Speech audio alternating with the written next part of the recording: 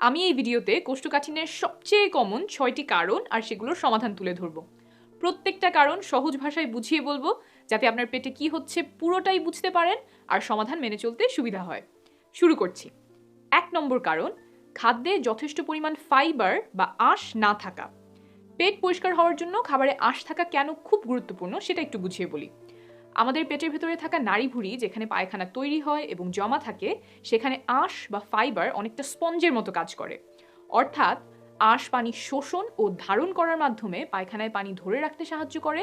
তাই ফাইবার থাকলে পায়খানা নরম হয়, ভারী হয়, আর সেই পায়খানা নাড়িভুঁড়ির ভেতর দিয়ে সহজেই এগোয় এবং সহজেই সেটা শরীর থেকে বের করা যায়। এটা তো মাত্র একটা উপায় বললাম। স্বাভাবিক পায়খানা হতে আঁশ আরও অনেকভাবে সাহায্য করে। তাই খাদ্যে যদি যথেষ্ট পরিমাণে ফাইবার বা আঁশ না থাকে, তখন কোষ্ঠকাঠিন্য দেখা দিতে পারে। তাহলে সমাধান কি? খাবারে ফাইবারের পরিমাণ বাড়াতে হবে। কোন কোন খাবারে ফাইবার পাওয়া যায়? ডাল, ছোলা, গাজর, শসা, টমেটো, আপেল, কলা, প্রায় সব শাকসবজি, ফলমূল, অন্যান্য গোটা শস্যদানা ইত্যাদি। গোটা শস্যদানা কি? লাল চাল, লাল আটা, এগুলো। চাল যখন লাল থেকে সাদা করা হয় তখন ফাইবারের পরিমাণও কমে যায়। আটার জন্য একই কথা প্রযোজ্য। কোন কোন খাবারে পাওয়া যায় তা তো জানলাম, কিন্তু প্রতিদিনের খাদ্যাভ্যাসে কি কি পরিবর্তন আনলে ফাইবারের পরিমাণ বাড়বে? 7টা উপায় বলবো। 1.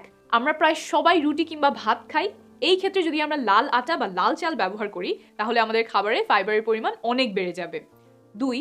ভাত বা রুটির সাথে ডাল খেতে পারেন, ডালে ভালো পরিমাণ ফাইবার আছে। 3. প্রতিবার খাওয়ার সময় খেয়াল রাখবেন আপনার প্লেটে সবজি কি আছে। প্রতিবেলায় যদি সবজি খেতে পারেন তাহলেও অনেক ফাইবার পেটে যাবে। 4. সবজির তরকারি না খেতে চাইলে বা সবজি রান্না করা না হলে আরেকটা উপায় আছে।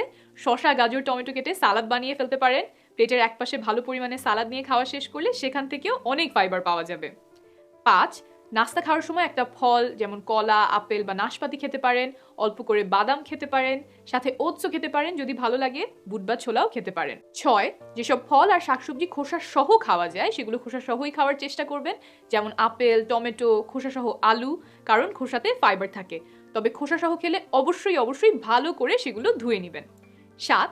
যখন সম্ভব ফল বা সবজি আস্ত রেখে খাওয়ার চেষ্টা করবেন। ব্লেন্ড করলে, জুস বানালে বা ভর্তা বানালে আঁশ কমে যায়। তবে খাবারে ফাইবার বাড়ানোর ক্ষেত্রে 2টা জিনিস মাথায় রাখা খুব গুরুত্বপূর্ণ। প্রথমত, হঠাৎ করে খাবারে ফাইবারের পরিমাণ বাড়ালে অনেকের বায়ুর সমস্যা দেখা দেয় বা পেট ফাঁপা লাগতে পারে। তাই ধীরে ধীরে খাবারে ফাইবারের পরিমাণ বাড়াবেন। যেই 7টা পরামর্শ বললাম সেগুলো নিয়ে একটা পরিকল্পনা তৈরি করবেন। আপনার সুবিধা অনুযায়ী কোনোটা আগে কোনোটা পরে করবেন, একসাথে সবগুলি শুরু করবেন না।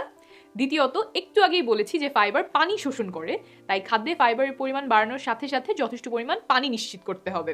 এই পানি নিয়েই আমার দ্বিতীয় পরামর্শ। কোষ্ঠকাঠিন্যের 2 নম্বর কারণ, যথেষ্ট পরিমাণে পানি না খাওয়া। পায়খানা নরম করতে হলে শরীরের পানি প্রয়োজন হয়। আবার পায়খানা যাতে আমাদের বৃহদন্ত্রে অর্থাৎ পেটের নাড়িভুঁড়িতে সহজে চলাচল করতে পারে, কোথাও আটকে না থাকে, তার জন্যও প্রয়োজন পানি। তাই আপনি যদি যথেষ্ট পরিমাণ পানি না খান, তাহলে পায়খানা নরম না হয়ে শক্ত হওয়া আর কোষ্ঠকাঠিন্য হওয়ার সম্ভাবনা বাড়ে। সমাধান কি? দিনে অন্তত 2 লিটার পানি পান করতে হবে। শরীর সেই পানি ব্যবহার করে কোষ্ঠকাঠিন্য দূর করবে। আপনার সাথে একটা 1 লিটারের বোতল রাখতে পারেন, তাহলে দিনে কতটুকু পানি খাচ্ছেন সেটা হিসাব করতে সহজ হবে।